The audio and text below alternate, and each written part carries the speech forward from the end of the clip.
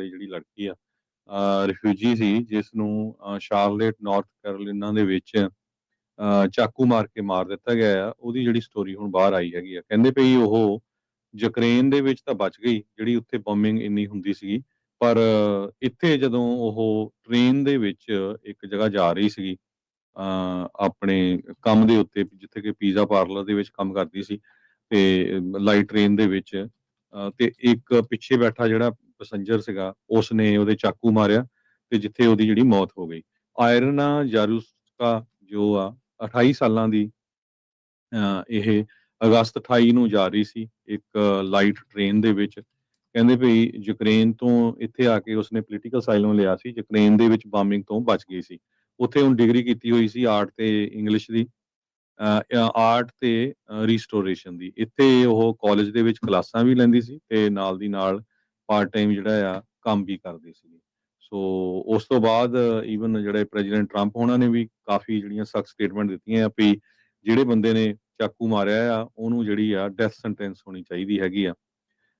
ਸੋ ਤਾਂ ਕਿ ਜਿਹੜਾ ਕ੍ਰਾਈਮ ਆ ਟੋਟਲੀ ਇੱਥੇ ਘਟਾਇਆ ਜਾ ਸਕੇ। ਜਿਹੜਾ ਸਸਪੈਕਟ ਹੈਗਾ ਡੀ ਕਾਰਲੋਸ ਬਰਾਊਨ ਜੂਨੀਅਰ 34 ਸਾਲਾਂ ਦਾ ਆ।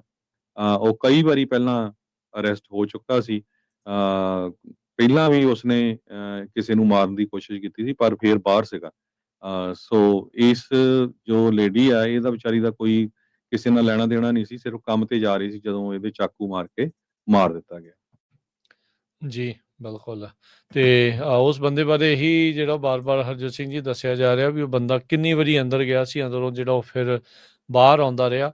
ਸੋ ਬ੍ਰੋਕਨ ਸਿਸਟਮ ਦੀ ਜਿਹੜੀ ਬਾਰ-ਬਾਰ ਜਿਹੜੀ ਗੱਲ ਆਉਂਦੀ ਆ ਵੀ ਉਹ ਸਾਰੀ ਆ। ਸ਼ਾਰਲਟ ਸਟੈਬਿੰਗ ਦੇ ਵਿੱਚ ਰਾਸ਼ਟਰਪਤੀ ਟਰੰਪ ਐਡਮਿਨਿਸਟ੍ਰੇਸ਼ਨ ਡੈਮੋਕ੍ਰੇਟਸ ਦੇ ਉੱਤੇ ਸਿੱਧਾ ਜਿਹੜਾ ਬਲੇਮ ਆ ਉਹ ਘੱਲ ਰਹੇ ਹੈਗੇ ਆ। ਮੈਂਟਲੀ ਇਲ ਜੇ ਸੀਰੀਅਸਲੀ ਸੀਗਾ ਤੇ ਫਿਰ ਭਾਈ ਉਹਨੂੰ ਤੁਸੀਂ ਜਨਤਾ 'ਚ ਛੱਡਿਆ ਕਿ ਉਹ ਜਾਂ ਤਾਂ ਇਲਾਜ ਉਹਦਾ ਕੀਤਾ ਜਾਂਦਾ, ਤੇ ਜੇ ਉਹ ਅਪਰਾਧੀ ਸੀ ਤੇ ਫਿਰ ਤਾਂ ਵੀ ਕਿਉਂ ਜਿਹੜਾ ਉਹ ਛੱਡਿਆ ਗਿਆ, ਫਿਰ ਵੀ ਜਿਹੜਾ ਉਹ ਅੰਦਰ ਹੋਣਾ ਚਾਹੀਦਾ ਸੀਗਾ। ਸੋ ਇਹ ਸਾਰੀਆਂ ਚੀਜ਼ਾਂ ਨੂੰ ਜਿਹੜਾ ਉਹ ਵਾਚ ਕਰਨਾ ਚਾਹੀਦਾ ਆ। ਗੱਲਾਂ ਕਰਨੀਆਂ ਤਾਂ ਇਹ ਸੌਖੀਆਂ ਨੇ ਵੀ ਉਹ ਡੈਮੋਕਰੇਟ ਵੀ ਕਰ ਦਿੰਦੇ ਆ ਵੀ ਇੱਦਾਂ ਕਰ ਲਾਂਗੇ ਉੱਦਾਂ ਕਰ ਦਾਂਗੇ, ਪਰ ਉਹਦੇ ਨਤੀਜੇ ਜਿਹੜੇ ਉਹ ਜ਼ਰੂਰ ਲੋਕਾਂ ਨੂੰ ਨਜ਼ਰ ਆਉਣੇ ਚਾਹੀਦੇ ਆ। ਪਰ ਜਦੋਂ ਰਹਿ ਕੇ ਇੱਦਾਂ ਦੀਆਂ ਕੋਈ ਨਿਊਜ਼ ਆਉਂਦੀਆਂ ਤੇ ਫਿਰ ਲੋਕਾਂ ਦੇ ਜਦੋਂ ਇਮੋਸ਼ਨਲ ਹੋਏ ਹੁੰਦੇ ਆ ਬੰਦੇ, ਫਿਰ ਗੱਲਾਂ ਜਿਹੜੀਆਂ ਚਰਚਾਵਾਂ ਆ ਹੋਰ ਤਰੀਕੇ ਦੇ ਨਾਲ ਦੇਖੀਆਂ ਜਾਂਦੀਆਂ ਆ। ਅਗਲੀ